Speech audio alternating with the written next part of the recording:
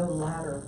Oh, yeah. Yeah, it's Before actually too. All right, she wasn't here last time. Okay, now, I think we're good. it looks, I can see it going.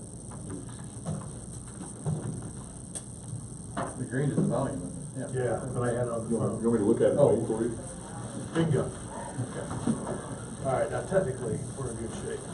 Alright, call your, or call your, plug in your recorder, we're all set.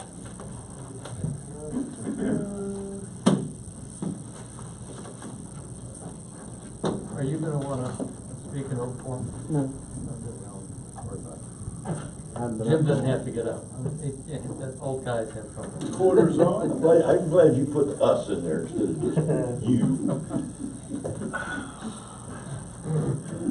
Hi, Linda. Greg, you're on the roll today. Good evening. I had a good day. Paybacks are tough though. How are you? Doing well. Okay, I think we are all set. I'm gonna call this, June 19th, 20th. What? It's 6:58. 58. I'm still gonna call the June 19th, 2018 board meeting of Highway Hills to order. Good. Okay. All right, can we adopt the agenda? Or does anybody have any changes to the agenda? Yes, I'd like to make a motion to amend the agenda for the item under additional business. That, change that from lot 592 to lot 542. That's it. That was my type. Okay, any other changes to the proposed agenda? Then may I have a motion to approve the agenda? Moved by Fritz. Second by Jim Krieger. All in favor? Aye. Any opposed? All right, moving on. All right, for the president's report, I'd say the biggest issue, we've had several complaints and situations about young people driving golf carts especially and other off-road vehicles. There have been 3 accidents, 2 of which were rollovers, thank heaven. Nobody has been hurt yet. Maybe multiple bruises, but nobody's been seriously hurt. And then 2 days ago, somebody says, how old do you have to be? And I said, it depends on, I think it's 12, if you pass the test. There's a 9-year-old driving a golf cart with other kids on it. So we are going to have to, have security start stopping young people if anything looks suspicious. And I just ask parents to talk to your kids, and then later in the agenda we're going to talk about what they have to do to get the sticker and certificate. Other than that, things are improving. You'll see when we go over the operating financials. Things are looking good, including the lodge. Everything's improving. That doesn't mean we're out of the woods, because we still have all those miles of ditches. And that's probably the main reason we have the assessment increase on the agenda. For anybody listening, and to have it in the minutes, the reason we're doing the ditches, we have to, Jim, do you have any sense of how many miles of ditches we're talking about? We figure it's probably somewhere between 6 and 7 miles. 6 and 7 miles of ditches have to be repaired, and that repair, the last I heard, was going to be you put in clay, and they have to get outlets in there, put in clay, put either blacktop or concrete on top, because if those ditches keep eroding, we're going to lose our roads. They're impinging on the roads right now. They're undermining the moto pave. We've got to get it done, or we're losing the roads. And with that, I will ask the Secretary, is there any correspondence to read? Yes, there is. Would you please read it? Mr. Lapham. I have a letter here from Edwin Gudgel, dated June 12th, sent to the Board of Directors, dear board members. I'm writing about the proposed raise in monthly assessments. This raise is unnecessary, as there is another source of income already being received that could be used for the saving of closing our lodge and dining room. The loss of our lodge and clubhouse endeavor was approximately $138,000 last year. This meant that the dues from approximately 71 members each and every month had to be used to pay for this loss. If the lodge was closed, the clubhouse would increase their hours of operation and maybe make a few additions to the kitchen area. It is crazy to spend $138,000 just to provide 2 places where members can drink. If this were done, the clubhouse would undoubtedly start showing a regular profit. Also, good security, keep an eye on the post office. The bag rack, and bag is in parentheses, the bag rack there has been empty by Monday noon both of the last 2 weeks. Vandals are apparently taking these papers and dumping them in the trash. I had to retrieve a bag paper from the trash barrel both weeks. In the past, the bag rack has been found empty by Monday, and undoubtedly, those were also dumped on occasions. Thank you, or thanks, Edwin Gutchell. Okay. Any other correspondence? No.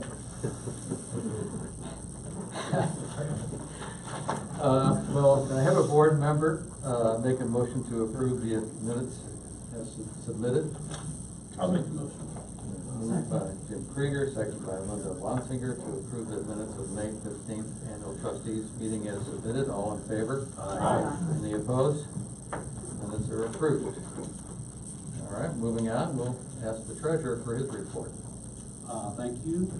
As of May 31st, 2018, the board committees had $110,615.04 in the Benton County Bank, and I'd like to make a motion to approve.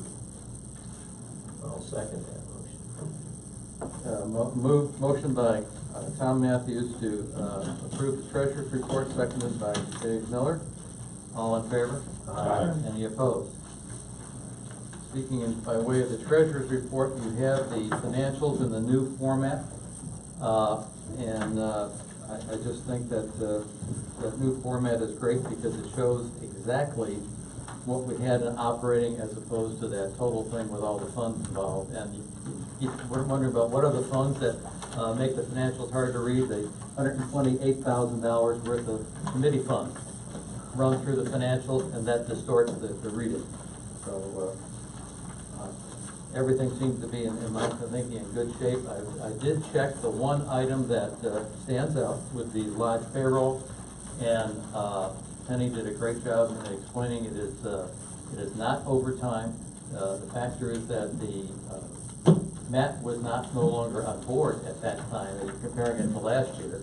And this May, you had both Matt and John there, and that and salary increases was causing those salaries to look a little bit high for the payroll, and that should change right now. Revenues are up. Clubhouse is doing great. Okay. So much for financials and treasurer's report. And management committee, Mr. Well, you took a little of my thunder, but that's all right. Oh, sorry. No, it's okay. I told you I'd get even. Lodge and clubhouse made numbers. Clubhouse made $5,766.86 on a sales increase of over 25%. The lodge improved sales by over $6,000 and came in at a slight loss of $4,000.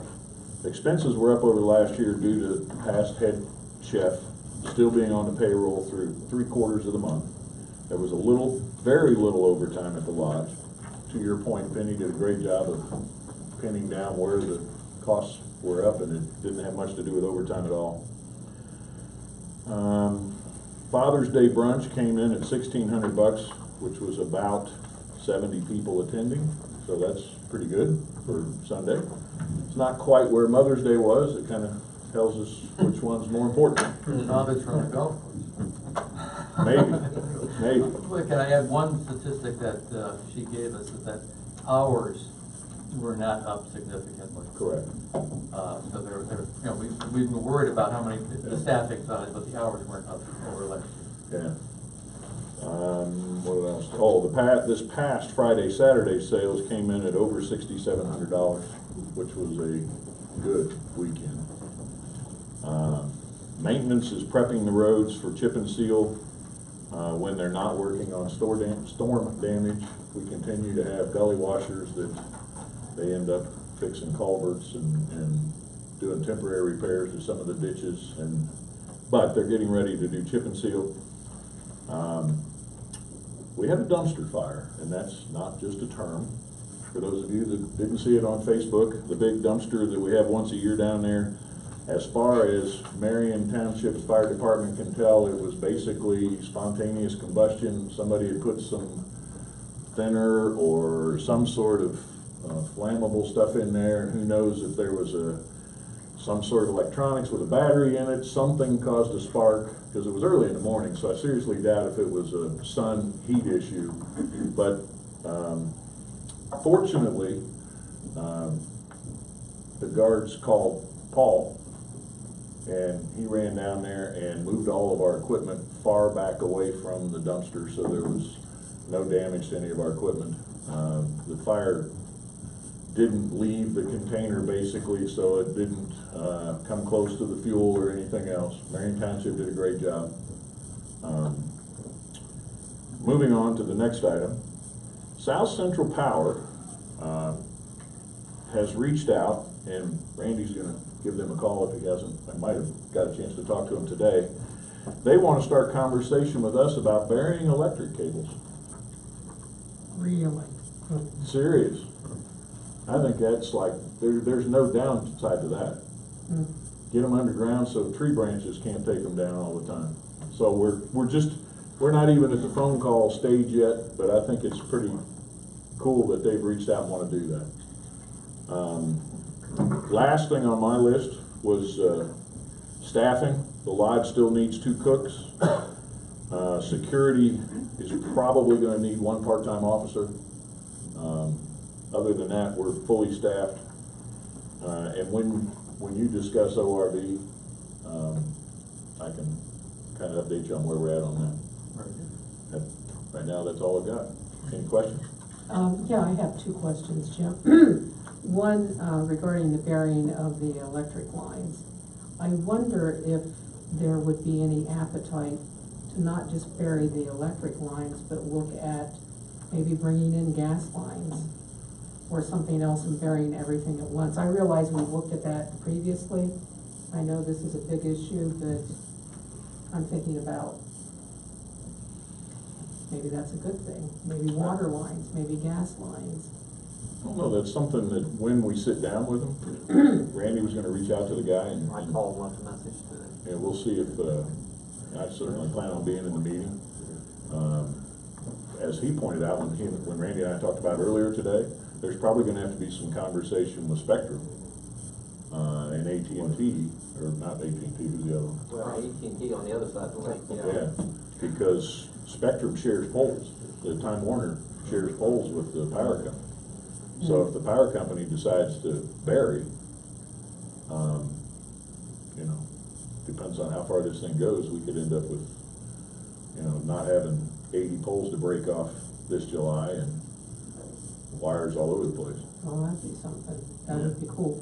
But I know that this would be a cost, but if we could ever have gas brought in to Hideaway Hills and or water, it would be, I don't know. That's certainly something we can look at. And then I have another question, and I think you may have answered it before, Greg, but I was looking at the balance sheet previous year comparison. Maybe Tom, you can help with this too, but I was looking at equipment, and there's a $66,809 difference. Did we buy equipment this year? Is that why that's there? Is that the mower? What is that? Well, it's a couple mowers. Yeah. Okay. Actually, it's probably The tractor would have been. the tractor. The tractor would have showed up this year. Yeah. Yeah. We purchased it last year, but the cost would have showed up this year. Well, we got 2 other ones that'll hit in June too. Yeah. And Oh, how about when thought did you that buy was the it. pickup truck, the security truck, was that last year? No, that was this year. This year? Yeah. Oh, security truck was this Yeah. year too, yeah, Yeah. yeah. And So all was- that went into the Yeah. 66. Good question. Yeah. Check on it. Well, I'm going to be looking more carefully. Okay. Any other questions for Jim? All right, moving on. Randy, management report. Thank you very much, sir. Delinquency totals were up a little bit this month. The regular assessments are 28,281 as opposed to last month, it was 27,724, so that's not much of an increase, but a little bit. Roads stayed the same, simply because the only delinquent we had on the roads was the bankruptcy, so we couldn't bill them again. so that's why that stayed the same. Dam assessment totals $4,402,070. So we're doing well with keeping that paid. Hardin County Health Department called me a couple months ago, asked if I thought we could use some testing for mosquitoes. They had called a couple of years ago. I said no, because I hadn't heard any problems. And then shortly after that, I had heard about some problems. So I said yes, we could use some mosquito traps, and they'll be here for 2 to 3 weeks. They'll be testing them weekly and taking samples to test for basically West Nile virus. And we'll see how that comes out. And I'll report on that. Probably next board meeting, we'll probably have results on that. But they said about 4 traps in different locations. They came in, I took them around to different locations. I had a couple members ask about putting them at the range and the motorcycle track. And so I talked to them about that, and they said probably not, because they have to be put in the shade. And so I don't think they put any over there. I also asked about putting one at the North Park, but since that's in Fairfield County and this is Hocking County, they wouldn't do that either. We get a lot of fishermen up there. I would like to have one up there, but this is a free service, so we'll see how this goes. We ordered a greens mower earlier in the year, and it finally came in the other day. So we've got a brand new greens mower out on the course. And as of the other day, we sold 3 club lots. Both of them, well, one of them to a current member, and another one to a previous member that was still within his 2-year period. And so we won't be getting new member fee off of either one of those, but we will be receiving assessments. So that's all I have. Is there any interest in that pond lot that we all voted for a year ago? A little bit. Really? But when I gave them a price, they weren't backed off of that. Okay. There's been some interest in it. Good. That's all I have, sir. Randy, I noticed the one tree on the north end has been removed, that fell in the lake. Yes. The second one, the more problematic one, is still there. Yes. They'll be getting that here shortly. Will they? Okay, because I was looking at it. Yeah. With the water being up, it was even more. Yeah. They'll be getting that shortly. Okay. I don't have exact date. Okay. So. I saw Yeah. the one went, and I was hoping that they hadn't found some additional problems that they couldn't get. Not that I know of. Okay. Also related to, Ray said that about the new member fee, that new members are still really up over the last year. Our new member assessment is another reason why financials are good. And, we're kind of used to that. It's been 3 years now that we've had a lot of new members. You can't count on that every year. That's something that's probably, going to level off, once the lots and houses are sold. Right. They'll stay there.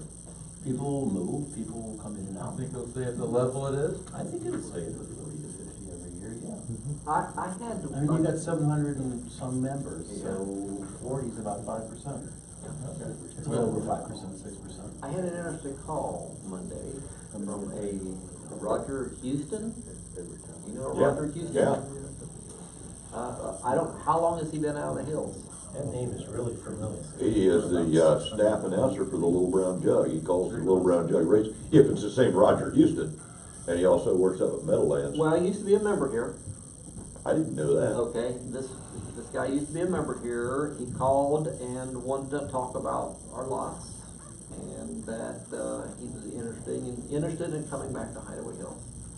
I bet this is not the same one. It might not be, but anyway, I just thought that was interesting. He's not really interested in building. He'd just like to be a member. Membership lot. Yeah. We have you, Yeah. perfect for that. Yeah, absolutely. So anyway, I thought that was kind of interesting. All right. Well, I hope Jim was right. Well, I mean, I'm basing it on, even when the down years, when the lake wasn't there for 3 years, we were still getting 40 to 45 sales per year then as well. Yeah. So I mean, Randy, if you talk to him, Randy. What's that? You talk to him, ask him if he's Okay. an announcer, Okay. or if he announces, horse races, Okay. but I'd be curious to know. Okay. Under committee reports, I asked Jim to give us an update on the lodge deck. We're continuing to progress. As you know, there was a fundraiser this last weekend. Thank you, Fred, for being part of it. And amongst others, it seems to have been quite a success. When I talked to Kathy last, she thought they may have raised as much as $3,000 in the course of the day, and then there was also a couple reasonable gifts here in the last couple of weeks as well. So the fundraising continues to go quite well.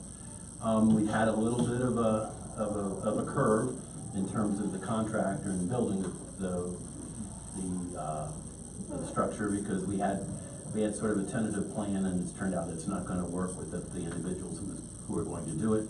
It was going to be more based upon volunteers with a couple people who are very, very confident and capable builders, but that's not going to work. So now I'm in the midst of reaching out to other contractors, and so we're through that now. I've already talked to one, and then I have another meeting set with somebody. Randy, if you might want to join us next Monday, that would be helpful. 9 o'clock, I'll send you an email on it to confirm that we'll do a site visit and walk through everything, and then we've got another one we're reaching out to as well. So I think that'll come along. You know, I think the process when we actually get started on it would be a 3 to 4 week process. So we're still very hopeful that we'll be able to get this done, most of the pieces and parts. We think our estimates for cost are all quite good still. So we'll knock on wood and be able to pull this thing off. We want to make sure we get somebody that's good. We want to make sure we get somebody that we can see work that they've done. And again, we're now more from the previous style, which was going to be a couple people who were going to do it as part of a volunteer thing. There'll be some volunteerism available, but I think we'll have to pay a little bit more for it. I mean, it'll be a cost factor. There's no other question. I mean, there's no doubt about it. But we won't get there until we get there. But again, I think fundraising has gone even more successfully. We thought we were pretty solid before, and now we're, I think, even ahead of where we were before. So I'm hopeful everything will work out in that regard. I'll keep you all posted. Again, the plans are sitting there. Anybody who's so interested. Here are our plans of the HAH Lodge deck expansion, already stamped and approved. And they're available online. I could arrive with them electronically, but we're just ready and willing to go on this thing as soon as we can. So, could you refresh my memory, Jim? Is it a 2-tier or a 3-tier deck? it is 2-tier. The current deck, what we will do is attach directly to the current deck. And we'll use material, we're gonna use the composite material, but we'll match the colors as best as we can. So that part of it and around the side will all be at one level, which will be equal to this. And then on the side that's looking toward the amphitheater, there will be a 42-inch drop, and then there will be another smaller area down below. We don't think at this point there will not be a door out of the bar, because if we did that, then we would take at least the space for 2 different tables that would be there, and they would be gone year round. We wouldn't be able to use them because if you have a door there, but we think that using the existing door that we have, which is a double door up there, that'll provide access to it, as well as there'll be 2 steps that come up from below. You can take a pair, there's all the pictures and drawings on here. But there'll be 2 sets of steps that come up to this lower level, 42 inches up, and another level. It'll all be one contiguous facility. We have talked about, and one of the things, and also to put a door in, again, when push comes to shove, that's probably adding a door in there, given the stone and everything that we have. That could be as much as a $5,000 item by the time you cut it, put it in, and do the whole thing. So that's another reason we're trying to figure out whether we need that or not. And plus, it's something, if it really becomes important, it could be added later. Because the deck itself, as a structure, is built to stand alone. It's not going to use the structural integrity of the building. It's going to be a separate by itself and rated at that level. We've talked about, and I think this makes a lot of sense, possibly, but we'll wait till we get further along, that the last window that's over by the bar will be on the deck, and so we could put a window up there for people if they want to, depending on if it's a busy night, they can do self-service, go get a beer or whatever and just walk up to it. We're planning on having food available on the deck. Certainly the first part, John didn't feel there'd be any difficulty with the higher level, and then they could have just maybe a bar menu for the lower level if we wanted to do that. And again, it depends on how many people are there. We'll do special things when there are nights that are events out at the amphitheater. And John is thinking a lot about different possibilities in that way. So that's the approach we're taking with it. Again, we'll hopefully in the next week or so, we'll get this nailed down. And get something. Yes, Jeff? What's the total budget? Well, the first part of it, when we were using a minimal amount of cost for labor outside, it was on the order of $45,000. I don't know what it's going to be now. Probably 90. And then how much have you raised? Probably right. I think we've raised about 70,000. Okay. 70? 70. So probably 20 short. I hate to do, Right. yeah, back of the envelope calculations. Is it gonna be that much? I don't know. I really don't know how to do it in terms of, when we did the original budget, we used more of the Central Ohio labor factors on it, which is much less expensive here. Of course, all the materials and things, we know what those are gonna cost relatively. Right. And we know the quantities. It just depends on how many people and how difficult they think it is. I hate to, yes, I wouldn't argue. The error bars there are probably 10%. Yeah. Okay, thanks. So that's where I'm roughly at with it, so we'll see. And if we get into a problem with it, then we'll have to go back and ask people, and we could only build one level this year, we could go to a second, or we could go to, some people have indicated already that, when we get there, that they could be willing to talk again as well. So we'll do as soon as I get a little more information, I'll let you know. And I'll have other people. Jim Kirk is gonna work with me on this as well, in terms of, at least he said at one time he was, unless he's forgotten that. Of course, Randy and others from the management committee as well. This is a community event, so.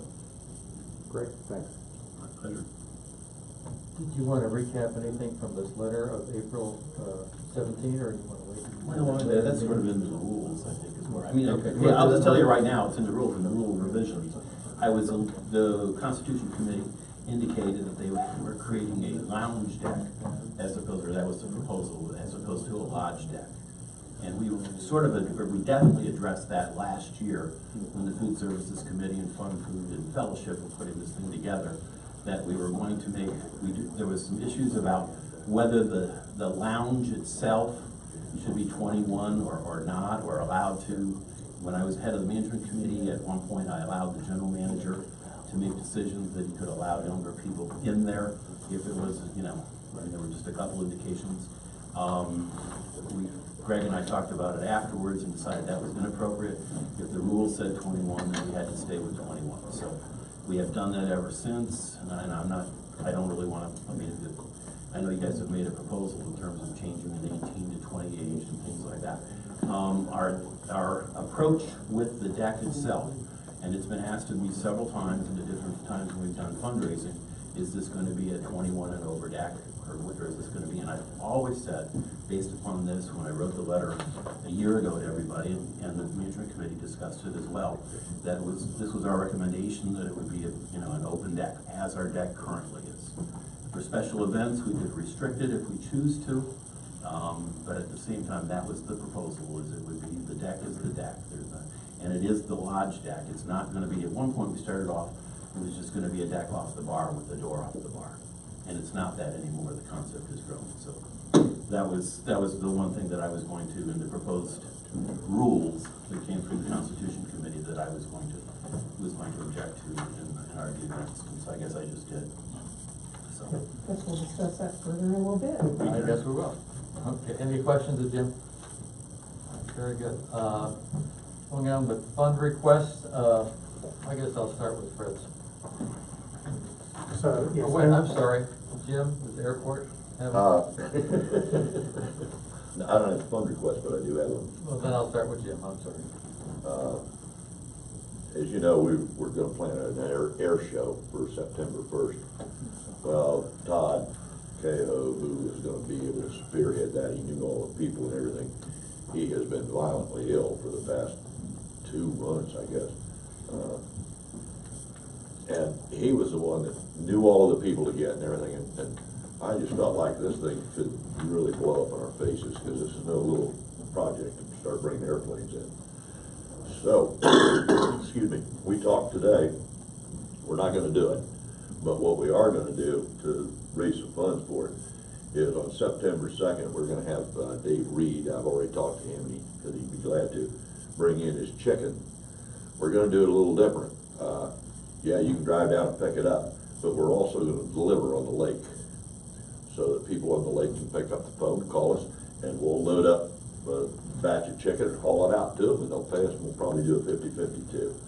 So I guess what I need is approval to have a What's the date?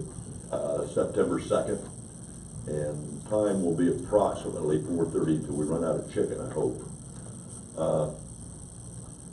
And I guess I need approval to have a chicken on the lake, unless you want to drive up and get it, fundraiser on September 2nd for the airport committee with a 50-50 drawing. We may change that around a little bit. On September 2nd, beginning at 4:30. 4:30. Okay. Is that a night of a concert? No, we changed it. We were gonna do it the first. This is on Sunday. It's the Memorial Day or Labor Day weekend. So we found out that it was, Yeah. we found out that the concert, I don't know why I didn't know it, I did know it. And we just decided immediately that, let's not do another Memorial Day with 42,000 things going on. Yeah, we've got to watch that. And- We had too many things going on Memorial Day. We got to check the calendar. And the shelter house is available too, so. So, where's it going to be cooking though? From the shelter? Or from Shelter the house, yeah. Cook from the shelter, okay. All right, got a motion on the No, floor. you don't. Pardon? I can't make a motion.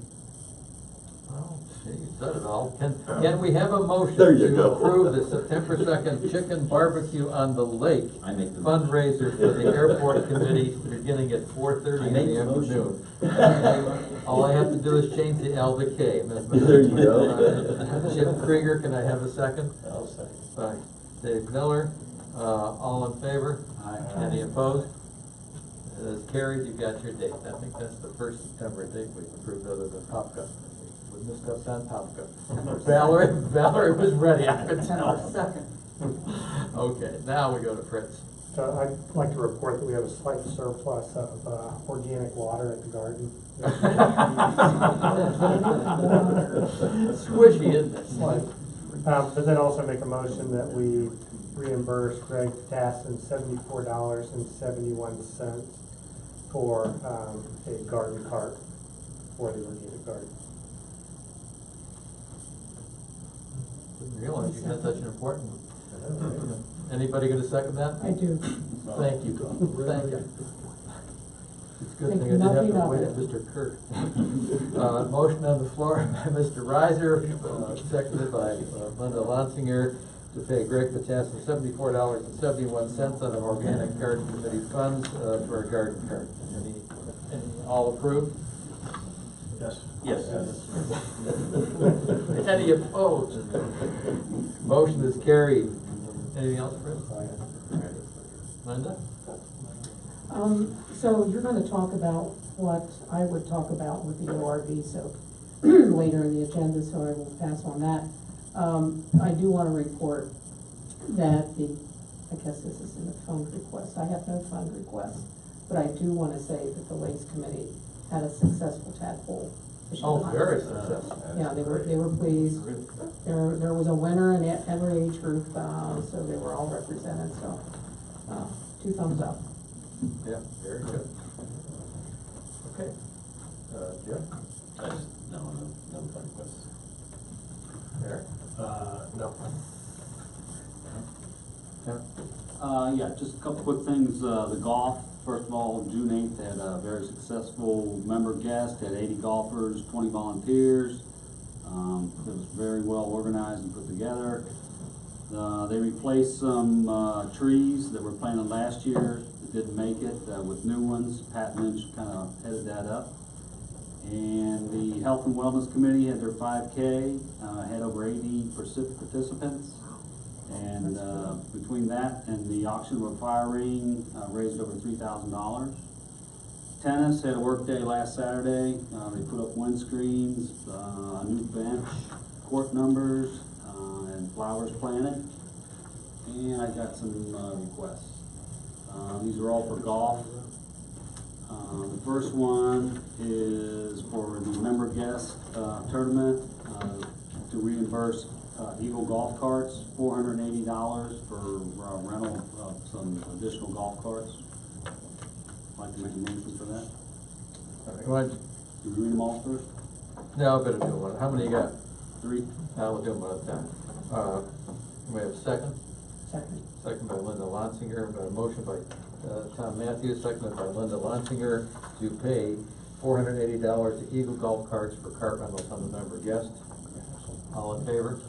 Any opposed? It is passed. Also for golf, for drinks for the member guests payable to the clubhouse, $648.31. I'd like to make a motion for that. Second? Second by Fritz. Motion by Tom Matthews, seconded by Fritz Reiser to pay $648 from golf committee funds for the drinks during the member guest, paid to the clubhouse. Correct. All in favor? Aye. Any opposed? It is passed. One more. And also for golf, up to $400 to extend the golf path down on number 5 down to the black tees. Jim McNabb is doing some work for Phil Ergot there, and with the grindings and that, he's got the machine there, and I'd like to make it a motion up to $400. And that is coming out of golf funds, not amenity funds? Correct. Okay, all right. Looking for a second. Second. Second by Linda Lonsinger. I have a motion by Tom Matthews, seconded by Linda Lonsinger to pay up to $400 to, who are we paying it to? It's gonna probably be McNabb. He's gonna do the work. The work is, he's donating time. To He's gotta the- get some grindings, truck to haul it, and the mini hoe for the To rental. the McNabb contractor, out of golf committee funds to extend the the cart path on. Number 5, Number down 5. to the black tee box. Okay. All in favor? Aye. Any opposed? It is passed. Anything else, Tom? No. Valerie? Yes, we have a request for activities for youth. They are planning 2 events. I'd like to ask for approval for both of those. Now, the first one, June 30th, and this would be near the area of where the Dam Jam is. But they're gonna have things for the kids to do. It's going to be on the grass area there between the pool lodge and the chapel, and they're gonna have a carnival with stations for the kids to do things. So that's the first event. I thought And we we voted that. You voted that. I caught that, I asked that question. This is different. This other was from pool committee, and those funds were approved on the 9th, up to 300 for the pool Oh, committee okay. funds for activities to pay for supplies for the kids at the Dam Jam. This is separate, I double checked, up to $200. Okay. This would be June 30th, 4:30 to 6:30. Okay, and this is coming out of activities for youth funds? It is. Okay. That's what the request is for. And that's Okay. June 30th, up to 200. Second request is for July 21st, 10 to 2, in the Area 54 by the Organic Garden. And the Activities for Youth is going to host a fundraising table, and they're gonna have, an event for kids to take part in. Right now, they're thinking ceramic cups for the kids to paint, and they might get plants and things like that, depending on cost. But they would ask for approval for the event and up to $200. So in effect, are they having a booth? Is that I'm what not they're sure doing? how she's going, but she says fundraising table at the garden festival. Yeah, I'm wondering, and I don't, I don't know if we approved. Did you get approval from the garden committee to do this? That I don't know. And I don't know, We we've can had ask. booths there by various committees that have gotten together and just had a booth, and I don't know that we've approved them. Do we approve an activity like that? Well, we just kind of started doing this when all of a sudden, people were piggybacking on other events, and we decided that, this was a few months ago. Yeah, okay. That if you're gonna do this, we need to know that, the committee approves it. I might know a little bit. Okay, so let's just do the June 30th, okay? We can leave out the second one, because I don't see Okay. a problem with it. June 30th, 4:30 to 6:30, up to $200, and approval for the carnival that we wanna do for kids to participate in. Okay, I make a Valerie's motion. got a motion, got a second? Second. Second by Jim Krieger. All right, motion by Valerie Barker, seconded by Jim Krieger, to approve up to $200 from activities for youth funds for a carnival on June 30th from 4:30 to 6:30 in conjunction with the Dam Jam. All in favor? Aye. Any opposed? It is passed. Anything else, Valerie? Okay, and that takes care of that, I think. Nothing for upcoming for activities for youth. The next would be for chapel committee. The first one, let's do for this Sunday, June 24th, they're adding a soloist, for the service for this Sunday.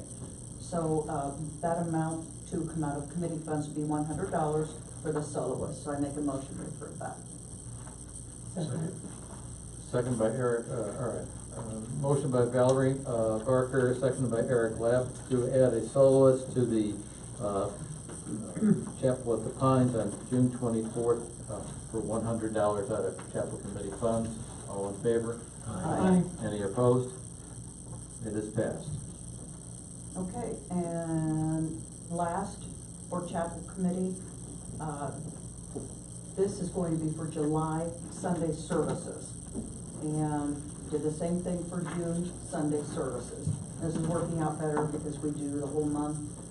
And the total amount, so I move we approve a total of $1,340 for from chapel committee funds for the July 2018 services. Now, if you feel it's necessary, we list each item out. We can do that. It was on our list of paperwork here. I didn't see it. Yeah, that was, in June we listed them. I don't know that it's necessary because it's just chapel, you know, if they're paying the soloist, the organist, whatever, Right, I think it's for services. It's consistent, there's a minister, a soloist, or pianist, or service leader, and that's pretty consistent, and. Looks like each minister's getting $125 for each weekend. This pianist is Right, getting and if you $100. like, I can list it out It's, here, okay, so I but, have to- Are you it's seconding? attached here. I'm second. All right, All right, have a motion by Valerie Barker, a second by Eric Lapp to approve $340 from chapel committee funds for the people for putting on the July services. Yeah. $1,340. I'm sorry, I'm sorry. and that's all I have. I might point out while we're talking about chapel, could we take a vote? All approved? Yes. Any opposed? No. It is, it is passed.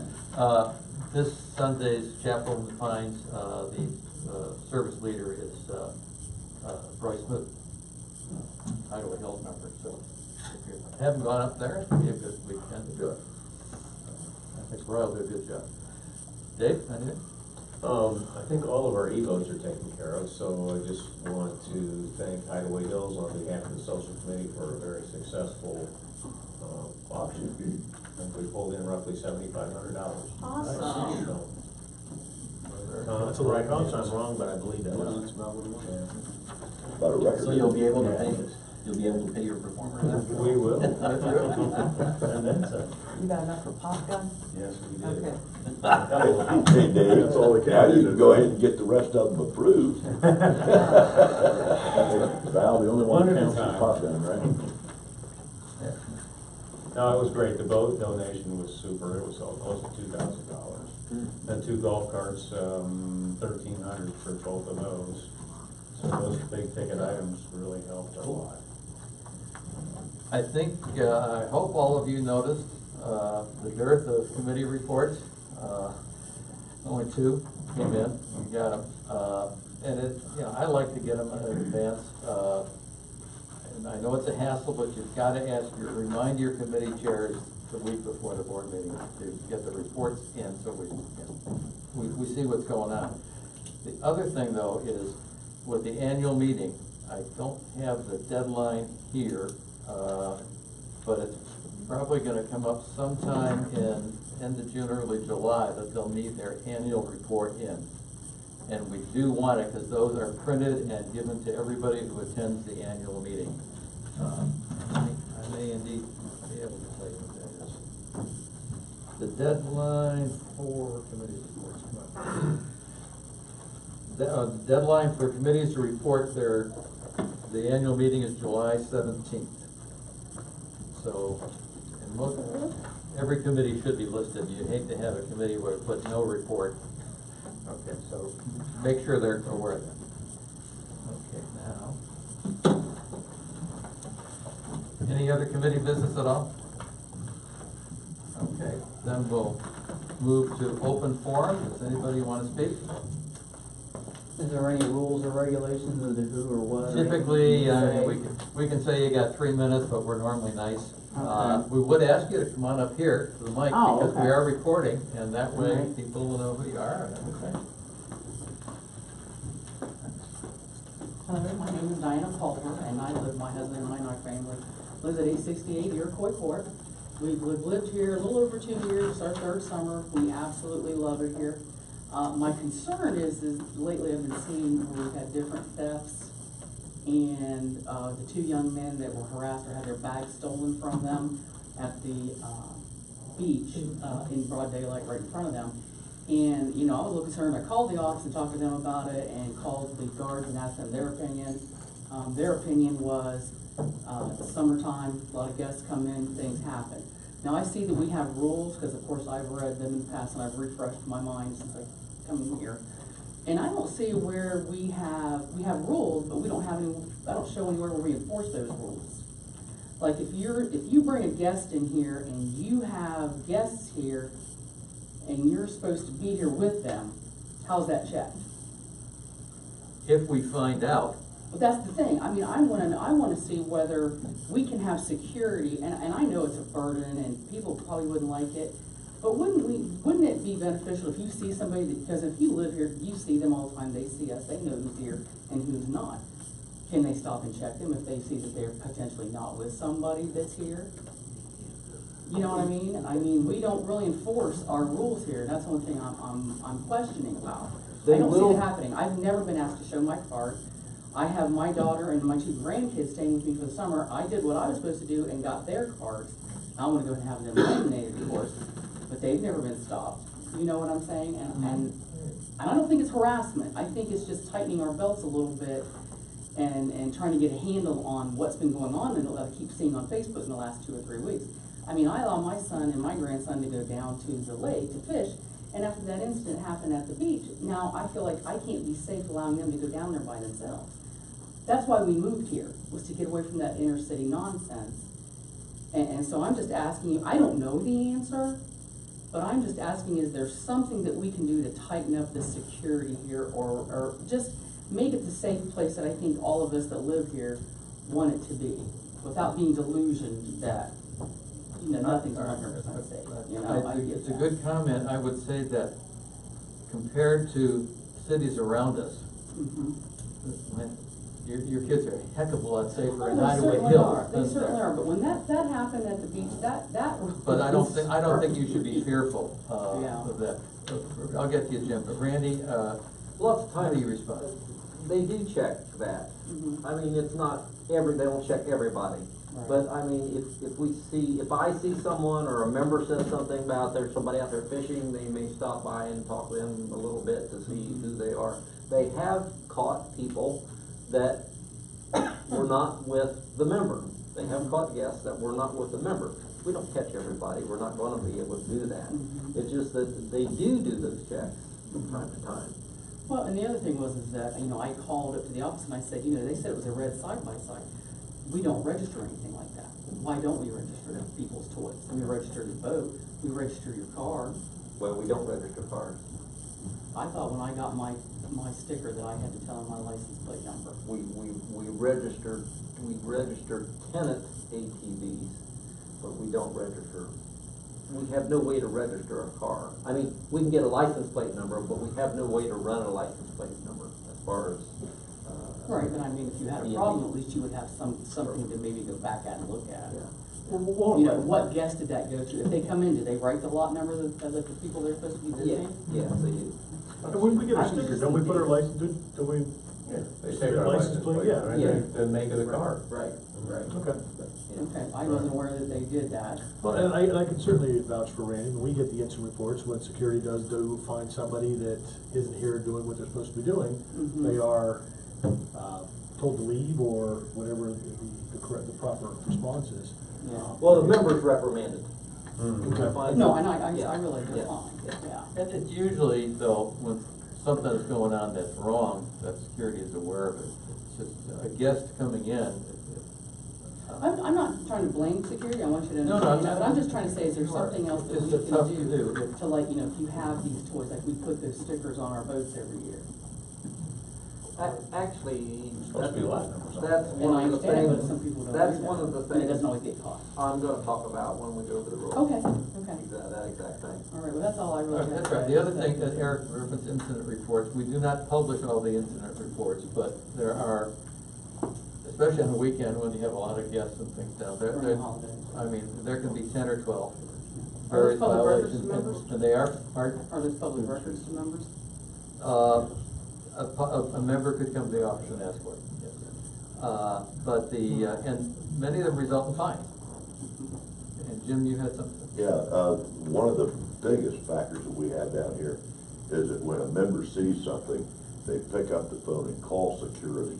Mm-hmm. And I think it's getting better at that, isn't it, Randy? And for a while, we just couldn't get anybody to do that, but I think but it's gotta go back on you. We got, what, 5 security guards, 2 on duty to Well, cover no, this whole area. I'm just trying to So- say, is there other avenues that we can, you know, look at, to maybe help security?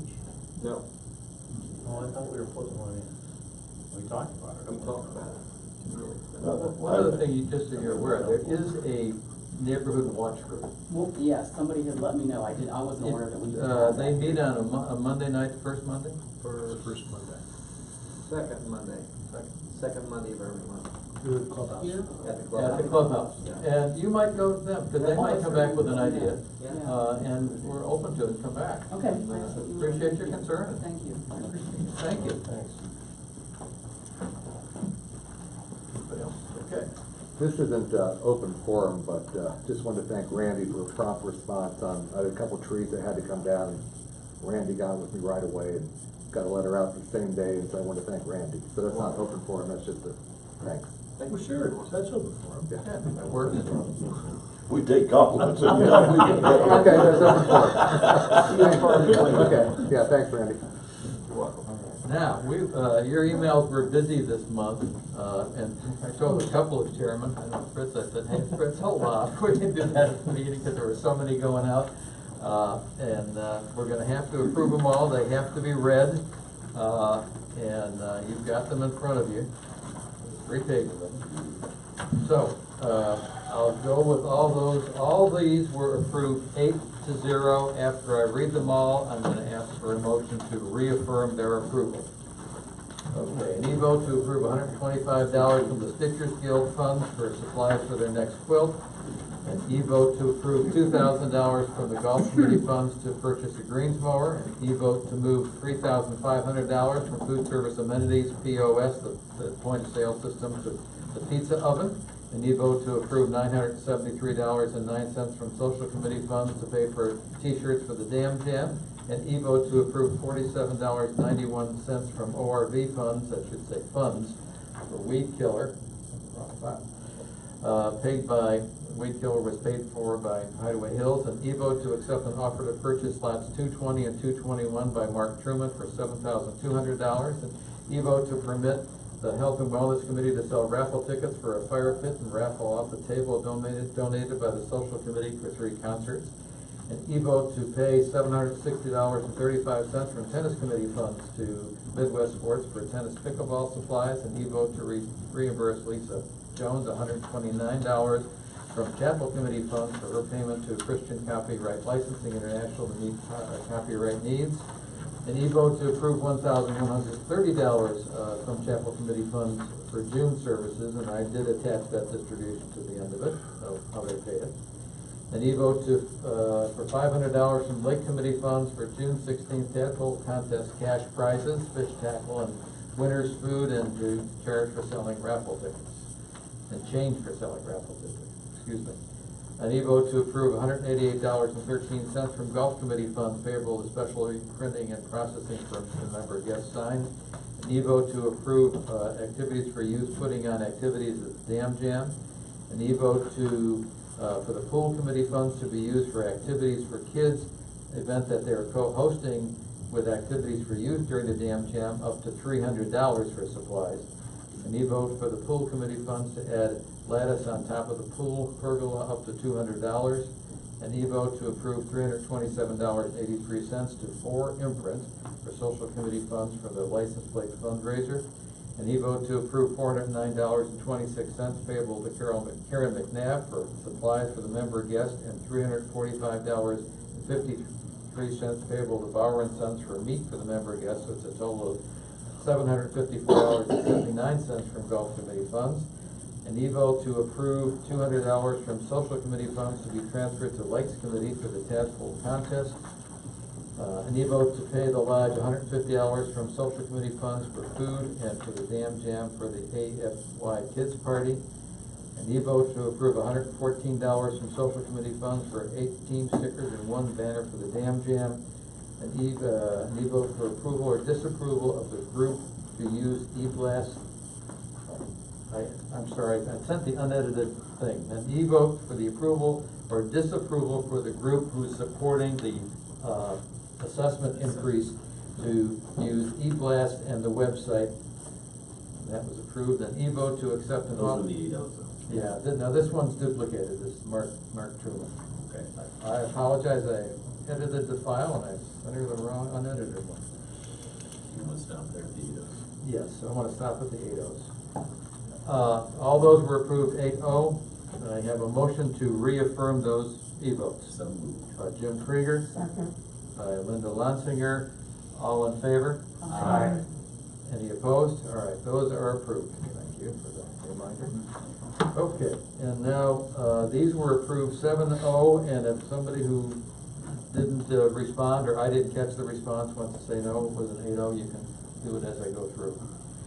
An e-vote for $1,727 from Golf Committee funds for umbrellas for the member guest tournament to either Karen McNabb or Promotions by Design. An e-vote to approve $327.83, but that's another duplicate, sorry. That was because those were 7-0s, not 8-0s, sorry. An e-vote to approve $160.13 from Social Committee funds to main event for the Dam Jam dunk tank. E-vote to approve $138.78 from Social Committee funds to Taylor Remmel for 10 tables for the auction. An e-vote to pay PortaClean $416.33 from Social Committee funds to cover porta-johns for the amphitheater season. I think you skipped Yeah, line the second 48. one. And that was the one to approve the easement on line 48. An e-vote to approve the release of the easement between lots 2073 and 2075. Thank you guys for listening. All those were approved 7-0. Can I have a motion to reaffirm them? Second, Fritz. Seconded by Jim Krieger, that we reaffirm the e-votes that were taken during the month. That was a lot. It was. Okay. New business. If opposed, Mr. Lloyd, you're on. Handle it your way. Okay. Gosh, how long have we been working on this? A year? Pretty close. Pretty close to it.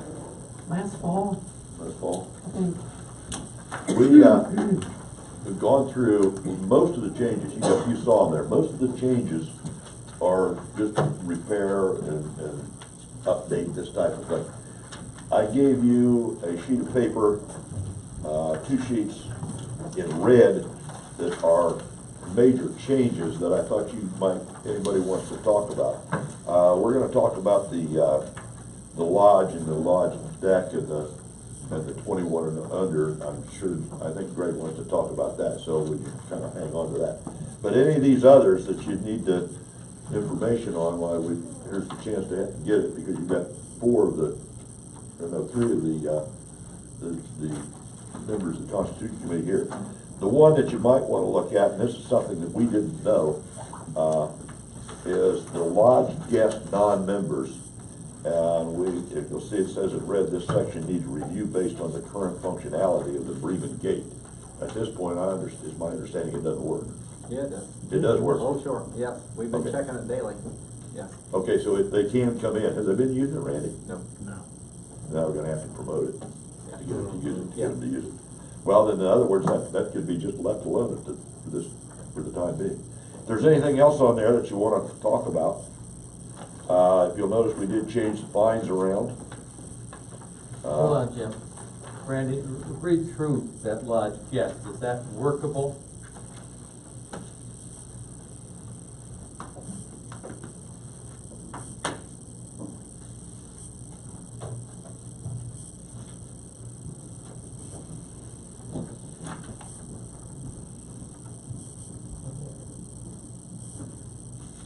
Yes, absolutely. So, but entering the Bremen, they make a reservation, they issue a security code, and enter and leave through the Bremen gate. How does that security code work? They'll just give them a number. When they make the reservation, they'll give them that number. Then when they come to the gate and push the button and security asks who they are, they'll give them that. Security will have this security code. They'll give them the security code and they'll let them. Okay. Basically, yeah. And so it's working. Okay.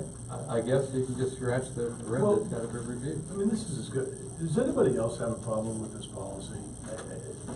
We're just letting people in. All they have to do is call the lodge, right? They call the lodge and say, I'd like to come up there. They're here at the lodge. Nobody's following up and see whether or not they're actually leaving. Once they're in, they're in. Yeah. And we really don't have any knowledge of what they're doing once they come in. Yeah, but that's happened forever, Eric. You can always call and get a reservation outside. Yeah, we've always, Yeah. So as long as somebody knows that, they can get into Hideaway Hills Absolutely. without If somebody problem. wants to come to a free concert, all they have to do is call and make a reservation at the restaurant. Whether they eat there or not, they can go watch a concert. How much money does outside guests bring in? I can't answer. Well, we don't know because we've never really promoted it. It was significant at the Mother's Day. Mother's Day brunch. It was like 40 people, Yeah. Out's never outside. 40 out of 160 or something like that. So this is something that members come to me, they brought this up. I'm like, well, why are we just letting people in here essentially willy-nilly? We're not checking any IDs, we really don't, I don't even know if we're checking even a driver's license or a car license on the people that are coming in. So I just want to throw it out and see if anybody else has some concerns. This is certainly something that's. By coming through the main gate, they get a special sticker that they have to put, or not a sticker, Hang a tag. hang tag that they have to put That up. says lodge. Okay. Through the Bremen gate, don't they give you their driver's, or their license number? And that's recorded so that, if somebody riding around without a sticker or a hang tag, I'm asking, I think that's the way it was originally gonna go. That's the way it was originally set up. This doesn't state that.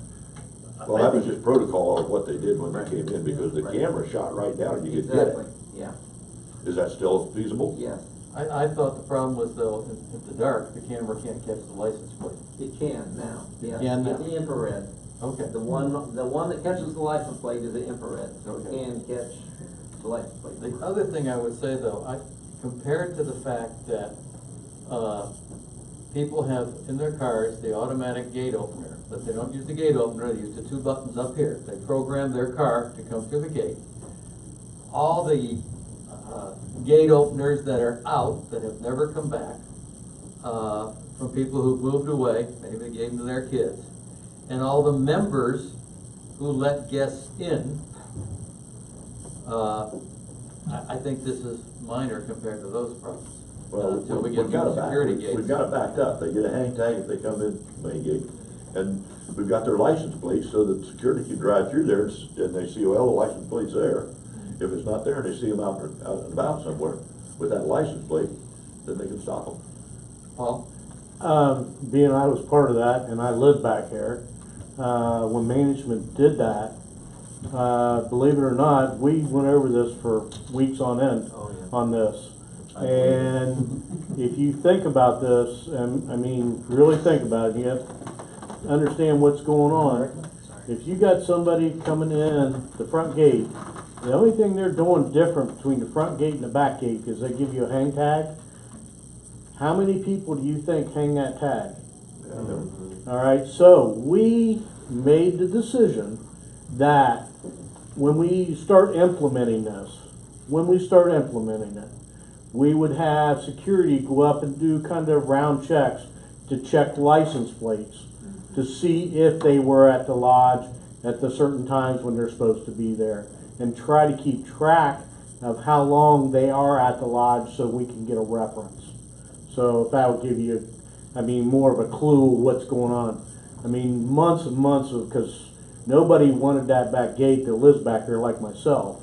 But if you think about it, it's actually better kept track of that way than it is the normal way, as Greg was saying with the other stuff.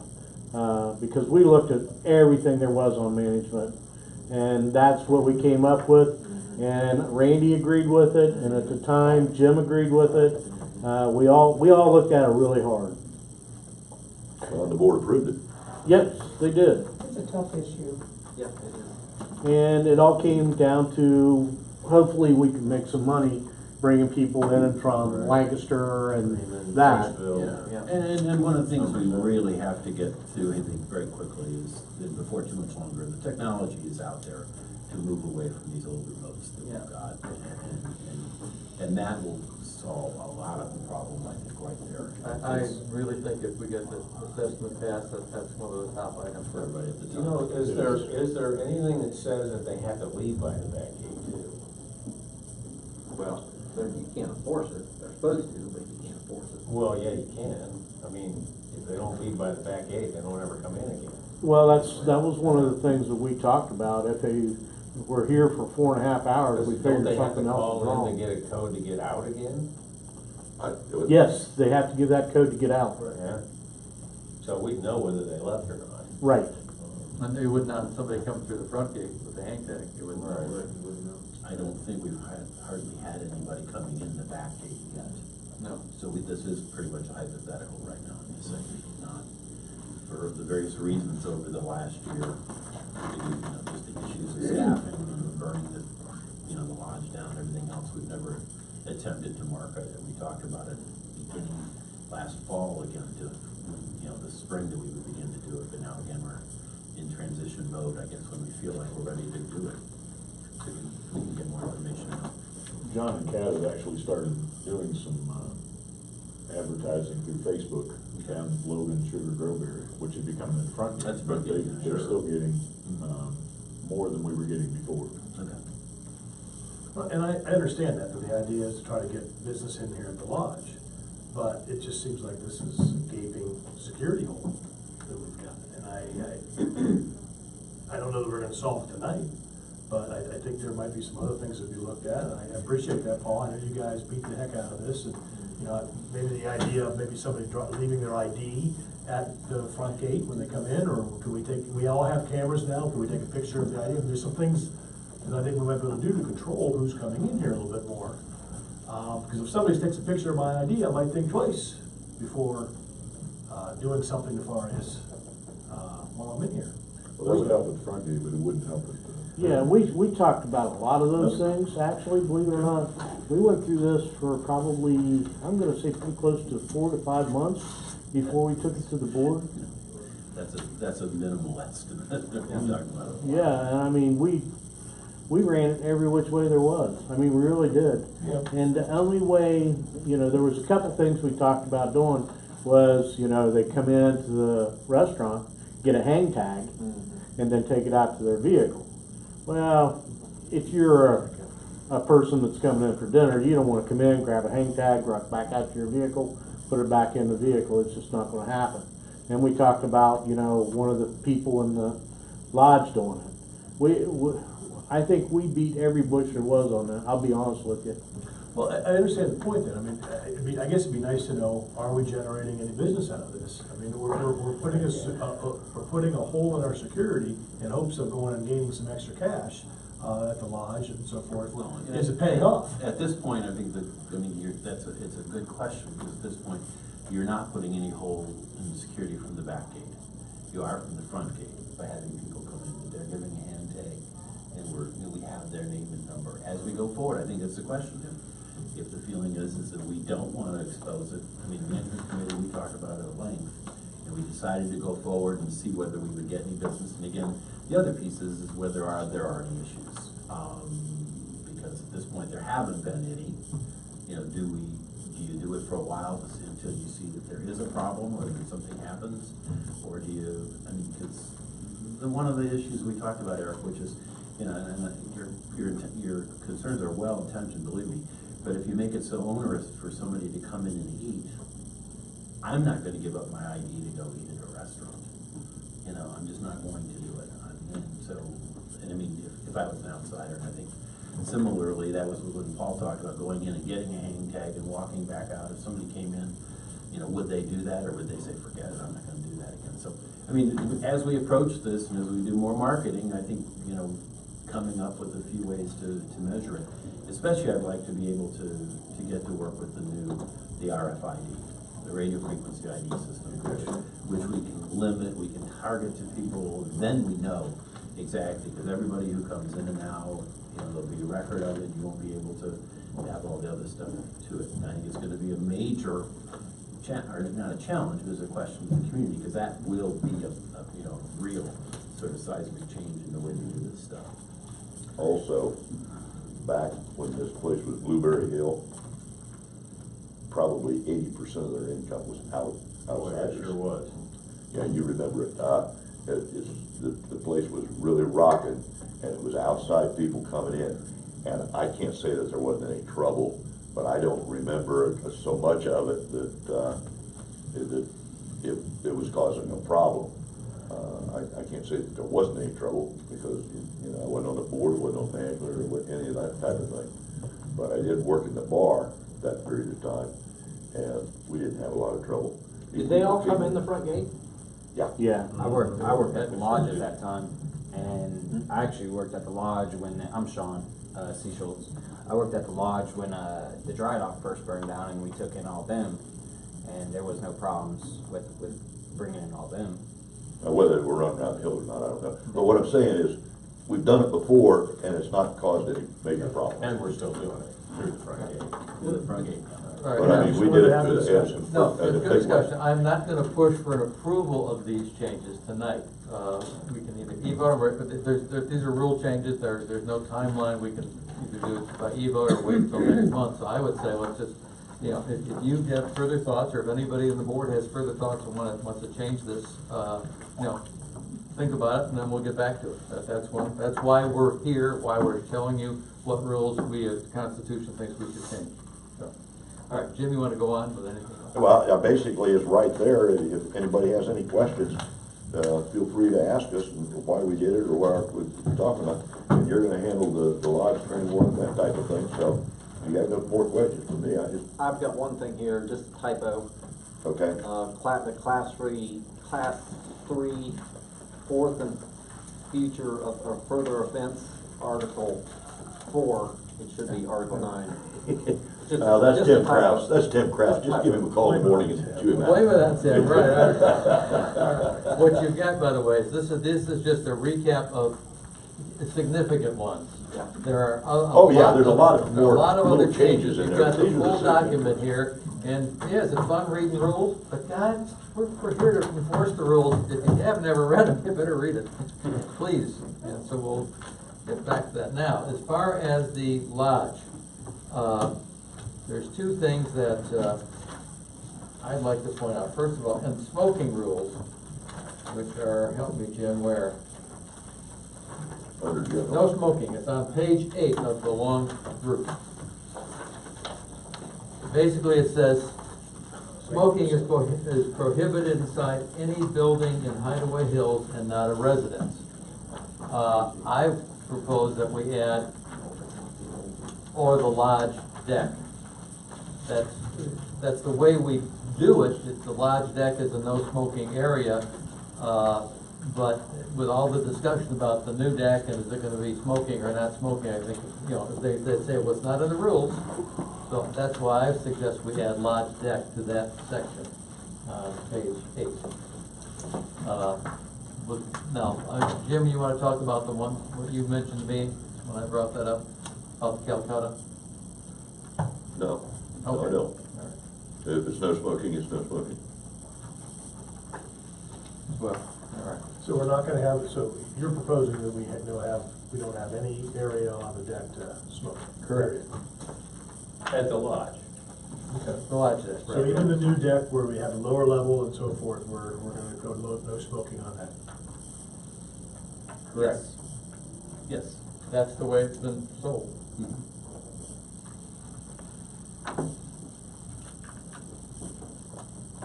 Okay. I was gonna revise, that's where it'll be submitted, unless somebody's gonna raise an objection. I don't think that's something that I would vote for. I mean, Okay. but put it out there. All right. What did you say, Eric? I don't think I'd vote for that. I think there's maybe some things that could be looked at where we have some areas on the deck that could be for smoking. That's all. I'm not a smoker, but. But you would have to go to people who were promised that it would be a non-smoking deck and gave their money. I didn't make that promise. And give their money back. Well, there was no rule at that time, so I don't know how you can make that promise. Well, there was no But smoking on the There deck. was no smoking, it was Yeah. that way There was no smoking on the deck. generally This would be, smoking. this would be a rule change. That was the point of promise that we made, and I raised the issue last May. You all have the letter that I wrote to everybody that came from the Fun and Fellowship and went through the management committee at that time, that we weren't going to make any changes for this project. So that was why that promise was made, because that was the situation at the time. So I guess I didn't know there wasn't any smoking on the deck, but I don't smoke either, so. Yeah. Okay. Well, I'll go ahead and bring it up. What Eric, again, I talked about was, during the Calcutta, at the dances, after the dinners are over with, you go out there on that deck and it's full of smokers. Now, nobody's eating out there. Calcutta is a very good example of it. I know that happened because I go to the Calcutta. I don't make the dances as much as I used to, but I know that in the past, those 2 occasions, there was smoking on that back deck. Yeah, you're right. So we can handle that 2 ways. We could write the rule to say after a certain time, or just give the lodge manager a right to waive that for that type of situation, late at night after an event like that. Nobody's eating out there at that point, and you probably have no kids around, so. Think that through. Well, in the wintertime too, there's nobody eating on the deck either. Well, we've allowed it on the deck in the wintertime. We moved the smoking receptacle up there. It's gotta be about 25, it has to be 25 feet away from a, That's an entryway. out-of-state law that nobody enforces. It's a law though, whether you enforce it or not. Well- It's the law. If you have somebody who really takes offense to it, that could be a problem for us. Hey, look, I used to smoke. I know what it's like. I did for years. I'm staying out of this dog and pony show because I Duly don't want to noted, be Jim, involved in duly it. noted. But I'm just saying, it needs to be 25 feet away from a door. As a smoker, that's Ohio's law, is any business is 25 foot from their entrance or their building. That's right. Okay. Just go to any bar or any restaurant and right there see, by the door. yeah. Well, the club would The be Home also- Tavern in Logan and see what it is. You walk out the door. The club would also be in jeopardy on that one too, because if you don't follow that rule, it'll only take one call to the Department of Health, and they come down here and they would fine you severely. It's happened to many a bar many a private club in Lancaster. I'm just giving my 2 cents worth what I know of. So Okay. you could use that as a combatant versus why you have to change that to what it is, you know, the 25-foot rule. You could be fined severely. You could actually be shut down. Thanks, Greg. Yeah. So any of you don't know it, Mr. Seafeldt is a police officer. Okay, the other thing on page 9, submitted by Constitution, number 2. Am I on the right one? Yeah, you are. All right, it says lounge or lounge deck, and the people that raised the deck have said that there is no lounge deck. We've got a deck at the lodge, and I'm proposing we take out the references to lounge deck, because there's not a differentiation between what's wrapping around the building and what's on the back of the building. Wasn't it initially referred to as a lounge deck? People called it that, but that, Yeah. not, that, and they also thought there was gonna be a door off the That's lounge right. or the bar, and That's there is right. not going to be one, so. So that's the way it will be submitted next month. So you're gonna take out the word lounge or lounge deck? Lounge deck. deck. Lodge deck. And really, Change it to lodge instead of deck. lounge, we Lodge might deck. change it to bar, because it doesn't matter. If we take out lounge deck, that's the key thing, because there is no lounge deck. Yeah, I mean, again, the history was, is we had a couple situations where we had young people, and so we went through that issue with the bar itself, with the whole version of 21 versus 18, because, you know, the state of Ohio does not, given that we serve food, there's no legal reason for us to make any exclusions based upon that.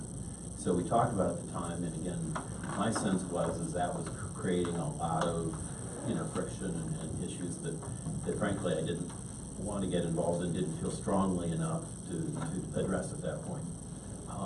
As we were putting together the whole fundraising effort, though, we began to look at the whole idea of the lodge deck, especially after we went from the smaller implementation to the larger implementation of how we would manage it, how we would deal with it, and in terms of, you know, certainly maximizing revenue. The families would want to be out there. Several of our donors have said that point. You know, when we talked about those were questions that came up to me. So if somebody wants to bring their grandkid and sit out there and eat for dinner, would they be allowed to do that? Is this going to be, you know, a lounge deck? And so that's why I raised the issue last May, and you'll see that in the letter that I wrote, which came from all of us on the Food Fund and Food Services Committee and Food Fund Fellowship. And that was sent and run through both the management committee and the board at that time. So based upon that, there were no disputes at that time or anything.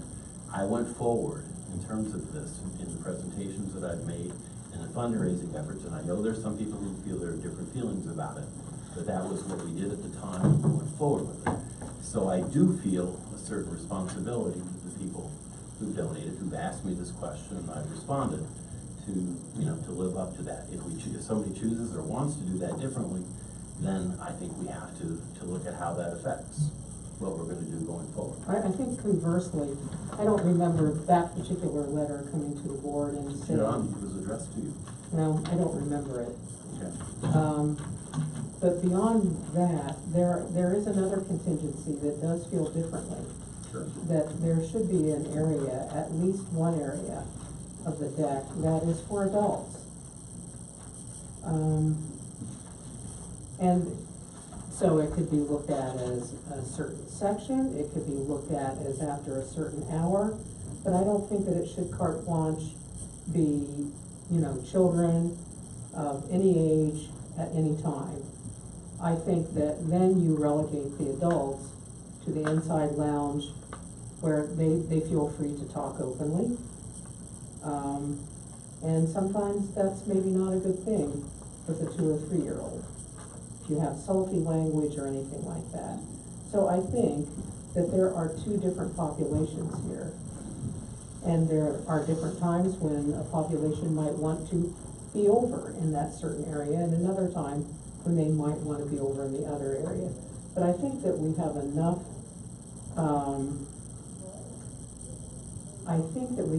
creativity, and that we're going to have enough room with the deck that we could do both and satisfy both contingencies. Doesn't have to be carte blanche, just one. That's my thought. Can I make a suggestion? We're making rules for a deck we don't have. Why do we need to do this right immediately? Let's get the deck built. Then we can come back and say, okay, this is the lounge area of the deck, it is for 18 plus, because we've got the 1821 rule that we're changing anyway in the lounge to comply with the lounge, that area, and then the rest of it. But we don't even have a deck yet, so let's just, I don't see a reason to spend all night discussing what we don't have. We can't make a rule on what we don't have anyway. I don't disagree with that, and I don't think, I personally would not want to make decisions tonight, because I think for many of us, this is the first time we're looking at these things closely. Again, I said what I think, and that's not to say that there aren't other options. Again, I think there are ramifications to that, in the sense of people who've given money and have, with a given perspective. And I think, in the fundraising business, which I was involved in for a long time, that's one of the big issues, is that you decide what you're going to do, and then you have to do it. And if you don't, then I personally would feel responsibility to going back to people. Well, that's what I'm saying. We're not talking about talking about anything other than the fact, do we want 18 over on the lounge area of the deck, or don't we? We don't have a deck. We don't have a lounge area of the lodge deck. I don't see any real reason to get our knickers in a twist over this tonight. Well, I think more discussion is perfect with me. I have no problem with that. Jim, this is the letter that you were referring to, right? Did we vote to approve all of this, or was this just given to us? This was given to you. Okay, But we didn't endorse it. Well, no, because there was nothing asked for from you. Right. It was all that we said, that it was our position going forward into the fundraising, that we were not asking for any change in the status, because at that point, the deck was the deck, and the deck was available to anybody. When the restaurant was open, the deck was open. And that was the position that we took, for business purposes as well as fundraising purposes. So wasn't it originally conceived as a lounge deck? Yeah. So I think there's some confusion there, and I think there are maybe some competing interests, and I think that both can be resolved, but you also have donors on both sides. I expect not so many. Maybe not, Maybe not. but maybe so. Yeah. Well, that's one way to make a difference. If I lose people, let other people go. Jim, I can't hear you, so I know. Okay, I'm just saying, yeah, I mean, that's an issue, but again, the folks, I know pretty much who the people who asked me the questions going forward, and I would feel personally responsibility to go back to them. Exactly, that was the reason why I wrote that letter. But it was never, again, endorsed by the board. It was given to us. We brought it up, and material. I read it, or we read it at the board meeting, and people were asked to comment. And again, there was nothing required in it, because we were just keeping the status quo. That was why no one was asked to vote on it at the time. All depends on what you think the status quo was or is, or should be for the upcoming. Yeah, we could argue this for a long time. That's what I'm saying, we don't even have it. Well, you and I disagree. We're gonna have to vote on it by next month. But my anyway. point is, I'm willing to look at it in a different way and compromise. Okay. I'm not hearing that from you. We'll be good. All right. We'll leave that there. Anything else? Next month we'll be voting on these now. Okay, now, Dave, whatever happened to that, It's right here. oh, you got it? Yes. I'm sorry, Dave, before to continue with that discussion though, there was, with the at-home business. When I read this, it pretty much says that, there's no in-home businesses allowed. And I thought we kind of went through some different things and what some of the different counties were doing, about how we were defining what a home business was. I'm sorry, we were skipping through some stuff. I should have jumped on this earlier. I wondered why that wasn't brought up. But, I mean, this pretty much just says, that it's not, that the lots need to be used for residential purposes, period. That you can't Sorry. We saw, this one was one that we really had a lot to talk about, and I need some help on answering Larry's question, because it is a good question.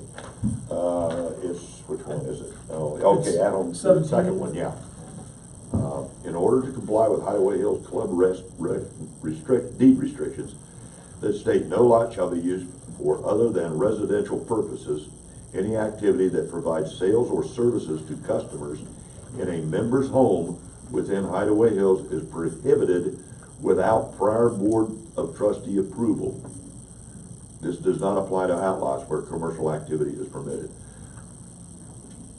We can't go through and tell Vandy, and I use him as an example, and I probably shouldn't.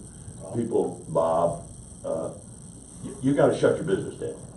You No. can't do it. We can't tell the But we realtors also- they have to or anything like that. But we also do not want somebody to come in, like for instance, the guy that wanted to bring people in to teach them how to fish on our lake. So what we did, there's a fundraiser going on next week for a lady. And it's basically a business.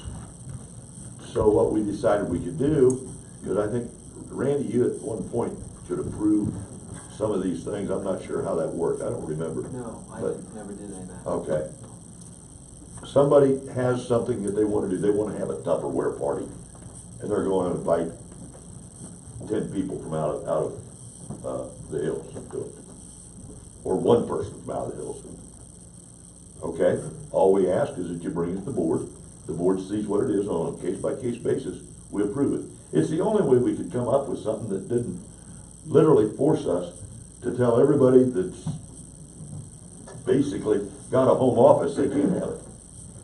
I thought we were gonna look at the definition of residential purposes, and for something like what Tom's doing, I mean, that could fall under residential purposes, you know, making phone calls out of your house isn't the same as having walking traffic. Yeah, we have no problem with those. You know what we looked at? We looked at a couple different things, because we don't wanna mess with Bearcats, just using your home office as an example, or anybody else's like that.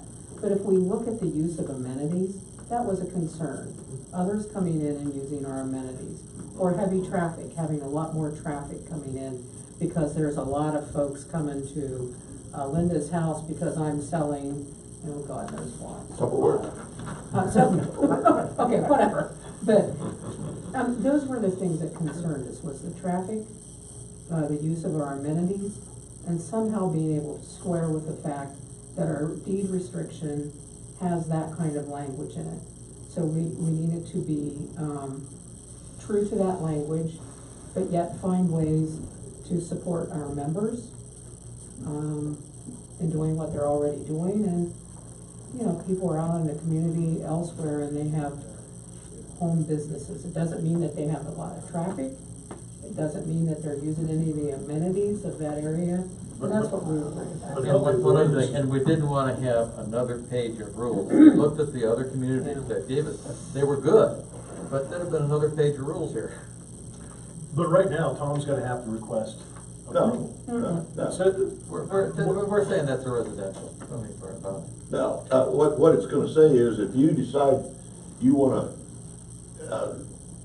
put on a, big swinging, bringing in people to play on Eagle Claw Lake and charge $25 for everybody to come in, and,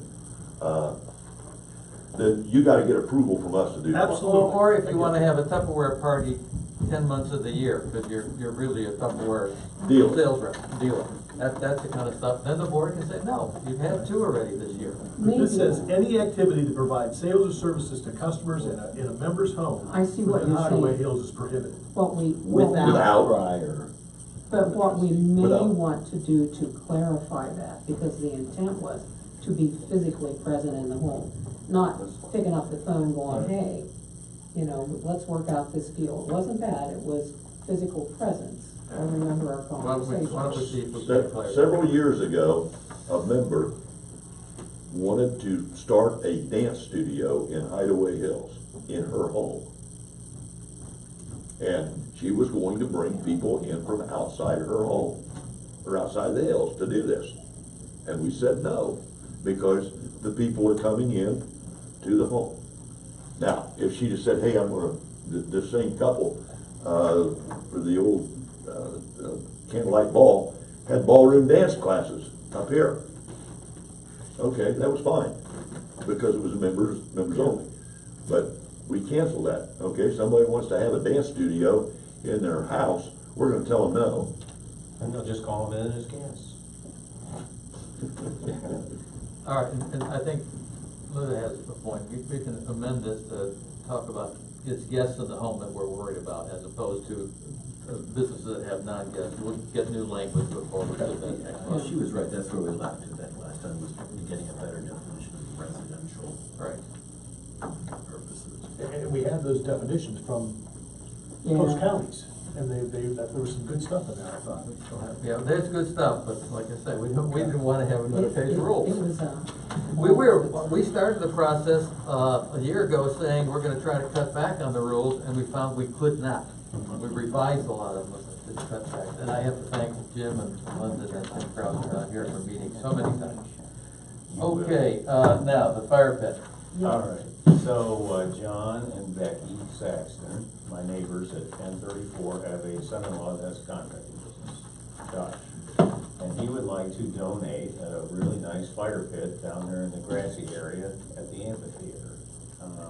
His only request is he would like to put a 8.5 by 11 plaque on it that says donated by Josh's Construction Company, or whatever the heck he's gonna say. Just a small plaque, and it's 15 by 20, it'll be sitting down there in the grassy area, and there's all the drawings for it, so if you want to pass that around. So the question is, how do we go about doing this if we decided? Well, I thought last month what we said is we want to see what the plaque is gonna look like. Well, you Is just that the way asked for we- the size of it, I think, and how big was the plaque. 8.5 by 11. Yeah. I mean, that's. Sheet paper. yeah. Okay. What a 15 by 20 for patios isn't gonna be much of a. I talked to Josh, I believe he said that he wanted to have it solar backlit as well. And do what? He wanted to solar backlight it. Oh, really? So, hearing the, any objections? I'm sure he's gonna turn this into the architectural control committee. Okay, but in terms of signage on it saying donated by, anybody have a problem in accepting the donation? Nope. Okay. I so move. Yeah. Second. That's right. Moved by Jim Krieger, seconded by Dave Miller to allow this to go to architectural control. Fantastic. What is the structure that was built? I better do it so that the person typing the minutes can do it right, because she's not here. We've got a motion on the floor by Jim Krieger, seconded by Dave Miller to allow the company name? I don't know. Josh's Construction. Josh's Construction Company to put a large fire pit down by the amphitheater, and in exchange we will allow him to put his an 8.5 by 11 plaque saying that he has donated this to Hideaway Hills. All in favor? Aye. Any opposed? It is approved. Okay. ORV rules. You want to start, Jim? Yes. There's a few pieces to this. Close. Pardon me? I'm mentioning for Greg that we're close. I'll talk fast. The first problem is the rule that was written where people have to go bring their children under 16 to a class. Doesn't state whether they have to renew every year. Doesn't say whether they have to go back to a class every year. So that's come up. What we're proposing is the following, that if we're already past Memorial Day, we're already into this season, so the people that took the class last year would be able to come down, sign a new liability form, the parent signs a new liability form, gets a new sticker for their ATV or golf cart or whatever it is for this year, because we're already into the season, and telling them they have to go to a training class might be a little difficult at this point. Second piece of it is the the committee needs to amend that rule to state you need to come every year during the months of April and May or whatever to attend the class so that you can be recertified every year, that you're between the 12 ages of, was it 12 and 16? Yeah. Third,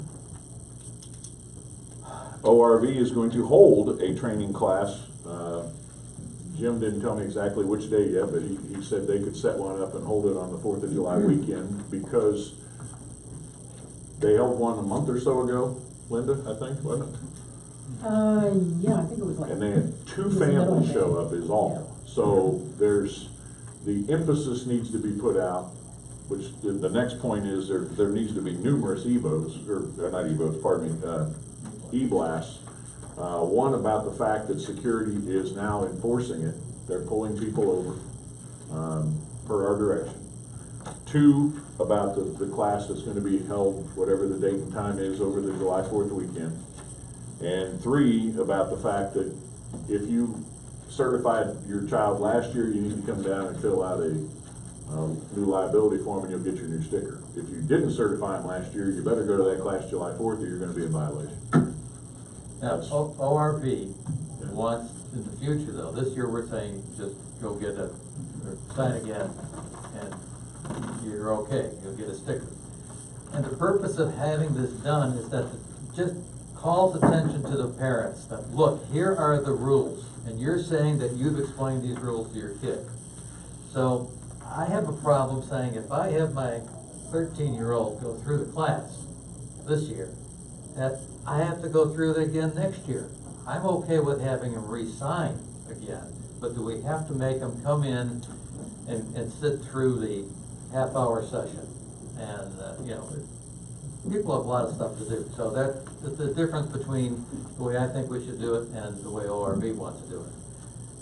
So we're kind of up, we throw it open. Do you think people should have to attend the session every year, or once they do it, can they continue to get certified as long as they just re-sign the authorization?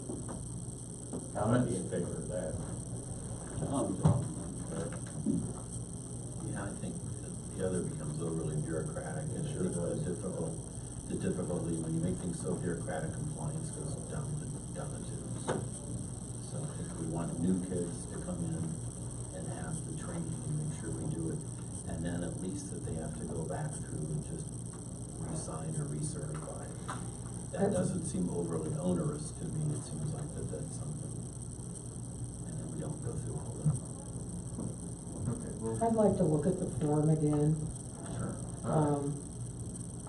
And make sure that they are signing what we need them to sign, especially if it's a recertification of the previous training. I guess that's my only concern, but it makes sense not to. Well, I think if it goes the way you're speaking of, Greg, I don't think the 2 guys on the ORV committee that made comments in email are going to be upset about it. I think it's just they want something. They need to change or amend the rule and get some e-blasts out and get going, because it's pretty obvious. We need to promote it. Yeah. But if we're gonna promote it, we're gonna enforce it, I think we need to have more than 2 of these sessions a year. Yeah, that's another, I agree with you. I personally, I have my kids every other weekend, and that 4th of July weekend and the one that was before, I'm not gonna have that particular, so I don't know when they're gonna get you. I have a 12-year-old, so. Well, I can tell you how somebody else in the same situation handled it. They contacted somebody on the ORV committee, and that person came over and spent 20 or 30 minutes with the parents and the child and signed off that they attend. That is the same as attending. Sounds like the range committee. They did that several times. Yeah. So that maybe. To your needs to point, be- I think next year, they should do it 2 or 3 weekends in a row or something like that, very early in the season, so that we can hit more people. I don't have a problem telling them that. That's all I'm asking. Yeah. That's one of the problems this year, it wasn't well promoted. Okay. But was a decision made there on whether or not they have to take the class every year for? No, we're saying no. And for sure, that if they did it last year, they don't have to take it this year. So we'll have to get something written to security, so the security knows how to enforce it, but they should basically start checking. Well, the liability form, they have to come here to the office to. Yeah. Well, can we get they've got the forms from last year. They don't have a list. But if we either copy the forms, there were like 25 or 30, Or just make a list of the names. Couldn't they sign at security or here? That way they don't have to come in during office hours, especially for weekenders. I don't see a reason why we couldn't. We can give them a list of people that are authorized to come in and sign a new liability. Yeah. And give a sticker, yeah. I don't see any problem with that. Randy, before I forget, could you get an e-blast out? Last Saturday night, there was a fair number of fireworks that were shot off over the lake. They came somewhere, it's too bad Tim Krause wasn't home, because that's where I they think were it from. was your house. We were at Dwayne. You go over Tim's house? And we said, we're sure everybody's gonna think Dwayne's doing it again, but Dave and I were sitting there. We and witnessed it, it wasn't. It had to be just up the road around Krause. Yeah, we were sitting on the Oh, deck at the time, and they were fairly significant. There were some good ones. They were several $100s worth of. We'll do. I did call fireworks. security and but they, by the time they got there, they were I done. did as well. You did, okay, now, all right, moving on. Just by the way, we are offline. Apparently this outlet doesn't work. Okay, well, whatever. This lot sale, I'm gonna put that up in the new business so we can move right into getting the meeting finished in the executive session. So the lot sale, Valerie, you wanna handle that? New members? No, I'm going to the lot sale now. I'm skipping down, I'm saying that really should have been in new business rather than. We're amending the agenda. Okay. I make the motion. I explained this, and most of you have a map stapled to the back of it. Some of you don't because you know the lot of which we are speaking, so, for this lot, 542, it's Anoka Lane, and, for Bite, Stephen and Judith, we obtained a judgment for past due assessments, and took a long time, but we obtained an order for the sale of the lot, and that was on May the 2nd. The sheriff's auction was $615. Minimum bid established was $5,000. There were no bidders. So now the next auction date is $629. There's no minimum bid for this one required. Then we want to go on and let you know that lot 543 is right next to it, owned by the club. And those two lots together are a little over an acre. And Randy estimates the two lots together could be valued around $10,000, which is where he might start to market the lots. Assuming we bid on lot 542 and are successful, the lots are buildable. The question we want to ask or put before the board is, do we want to go to the auction and bid on lot 542? The risk we run if we do not bid on the lot, that again, there are no bidders at this second auction. And what happens, and I'm quoting Jeff Spangler here at our law firm, we want to avoid a second no bid, no sale for nobody showing up to do it. And we still don't own the property, so it's just kind of sitting there in limbo for an indefinite future. So the next sale is not set up, not guaranteed. So any dollar amount we would bid, we'll leave that up to our attorney to advise us. But the goal here is to get the property, have it be that we own it. We'll end the Bite delinquency and get to a new assessment paying member, maybe a new member fee as well, we don't know. There are priority liens on this property. There are no mortgages or any other kinds of liens, just real estate taxes, little under $100. Additional costs, which we've incurred, at or under $1,000, we would be responsible for if we end up, buying the lot, basically. If a third party gets the bid, we receive an assessment paying member, perhaps a new member fee. We'd be reimbursed some of our sales costs, which we're advertising. There's a lot of title work that needs to be done for these things, so around $1,000. And we'll still have lot 543, it's already club owned, that a new owner may be interested in purchasing if we want to join those two. But, either way, it's been recommended that we do go and bid. And again, we'll follow our attorney's advice on what they'll do on that. So. Can I add something to that? We can bid $100 and buy it, but it doesn't make any difference. You're relevant. Let me finish and I'll explain why I'm bringing this up. I'm only bringing it up. We've got about $1,100 in it that we're gonna have to pay no matter what happens. We bid $100 or if we bid $5,000, we're gonna have to pay that if we buy it. Whoever buys that lot's gonna have to pay it. Now, what we used to do, that's back a long time ago, it was cost about $2,000. And Jim Palmer would go to these sales and he would bid $2,000. Because it didn't cost us $2,000, it only cost us whatever the advertising and what have you that you're talking about, the $1,000. But by doing that $2,000, we'd get all of our money back if somebody overbid us. Didn't you? In fact, I got one of my lots that way. He bid $2,000, I bid $2,010. They got all of their money back, and I got a lot for $2,010. So if we're going to bid on it, it might be wise to bid $1,500. Now, would that maybe knock somebody out that was only going to bid $1,000? Yeah, maybe. But maybe not. I mean, I just wanted you guys to know that we can bid $5,000 on it, and it's still only going to cost us $1,100. But if we only go $100, and somebody that's 200, we're still getting a new member fee. Yeah. $4,300. Well, if it's a new member, if it's like me, all you did was you lost $1,000. And if it's a current member, you know, they're just gonna have an increase. Well, they probably wouldn't have it. Per the code.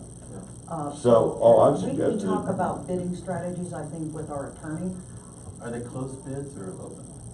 They're open. It's just a regular auction. Okay, so you know, okay. I've never been to one. Okay. So, shall I make a motion? Drive somebody up higher, not. Well, if you're gonna make a motion, you'd probably have to say how much we're gonna bid on it. I say Up to. that we are to leave the bidding strategy to, discuss with our attorney. If you want, we can e-vote on it. We can approve that we're going to bid. Well, then I think the issue is that we do, and it has been recommended that we go bid. Jeff recommended we bid on it, and by the way, I sent Jeff an email asking if I was correct on that, so he backed me up on it. Well, we can authorize an up to number, and then it gives some flexibility to it. Yeah. You vote. I mean, if the number's 2,000, or something. All right. Up to, we want to What's bid the on next? it, and the number is up to 2,000 based upon his. There's a motion on the table. Yeah, I'll make that as a motion, that we authorize our attorney, what we call it, Dagger Law, to go up to $2,000. We want them to pursue their bid and up to $2,000 based upon the activities of the day. Okay, second? Second. Can I just ask it? We don't want to outbid somebody, we just want to get our money back. Right. That's what we're authorizing. That is exactly Well, why. but I mean, if we bid $2,000, maybe he won't bid. If we bid $1,000, maybe he will. That's what all I'm saying is, I'm just. Well, it's an up to though. It's an up to. Up to. I didn't say authorize 2,000. Right, these. In other words, he bids $100, and if nobody bids up We're $200, done. we got it. Okay. Got it. Exactly.